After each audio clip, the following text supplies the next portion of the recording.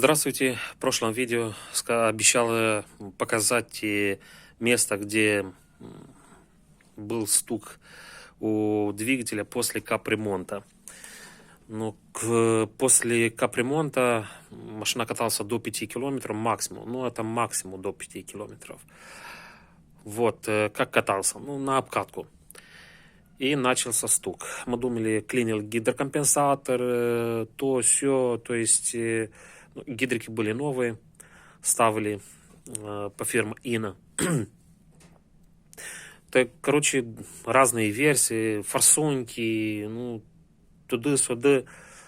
Все-таки не нашли мы это самое. Стук, то есть не могли вывалить этот стук. Решили чуть-чуть еще покататься. Думаем, может, что-то насчет гидрокомпенсатора не будет регулироваться как-то. Но не тут-то было. То есть не нашли все-таки до конца этого стука в двигателе. И решили снять двигатель. Сначала снял головку, смотрели, вроде все нормально. Вот двигатель вместе с коробкой. Сейчас отсоединил коробку. И все-таки до конца мы нашли место, где и произошел этот стук. Как видите, в первом цилиндре есть износ гильзы, а это от юбка поршня. Вот. Нашли. Вот видите, какой износ гильзы, ну, от юбка поршня. Короче, когда сняли двигатель первый раз, все разобрали и отвезли в специальную фирму, которая занимается шлифовкой, размеры, проверка на трещина, на износ поршня, шатуна, все. Там равняли пастель коленвала, равняли. Был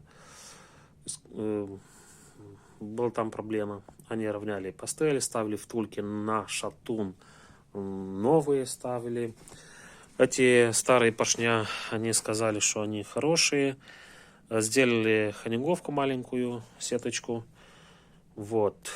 И там головка шлифанули, клапану поменяли на всас. Ну, так, вроде сказали, все нормально. Собрали мы все это с них. Пришли в гараж, собрали на стенде все, ставили на кузов, завели, вроде нормально работает. И где-то на максимум до 5 километров в обкатку так, да, катались, начал стук. Вот этот стук мы не могли найти до этого момента, пока вот не разобрали двигатель, не могли найти.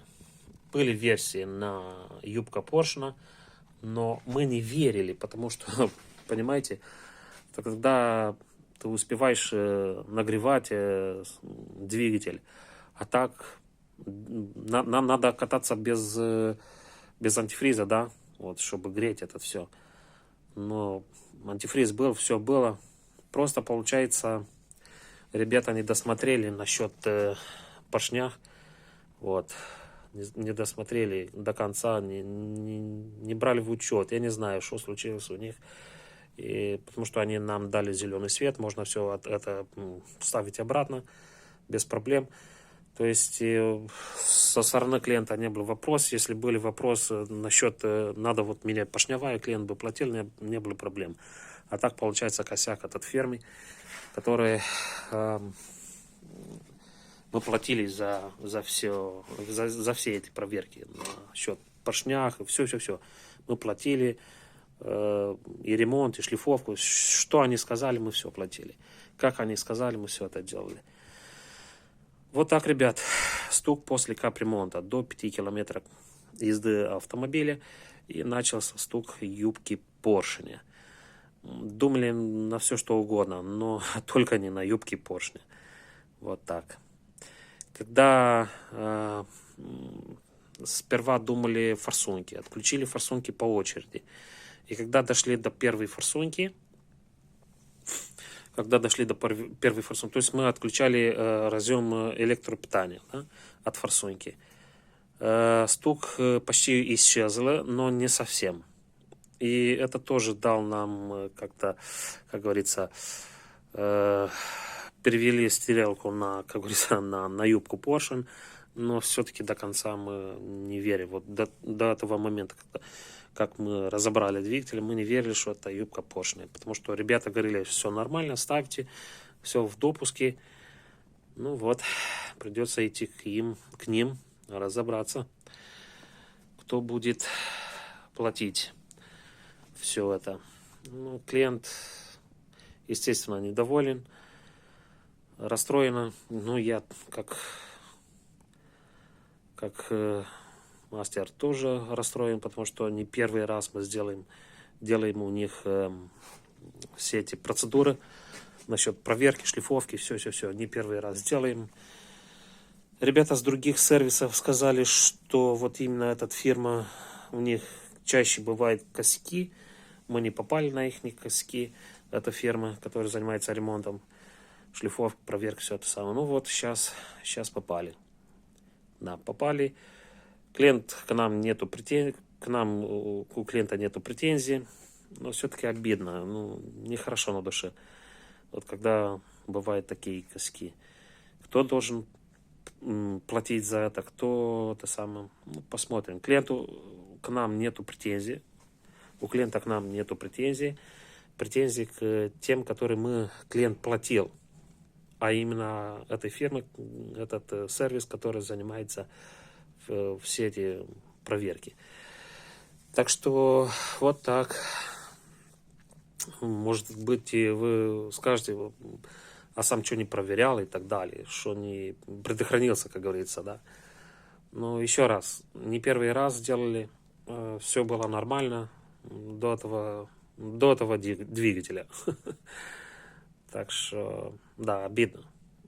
Вот такие настали дни, что все хотят брать деньги, а работать, делать свою работу не хотят профессионально. Вот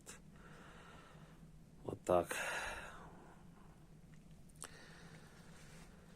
Хорошо, будьте знать, ребята, вот с таких нехороших опытах, то есть неприятных опытах, вот, будьте знать и проверяйте по максимуму возможности, 10 раз, 2, 3, 10 раз, 20 раз, проверяйте все, чтобы было нормально, потому что это все-таки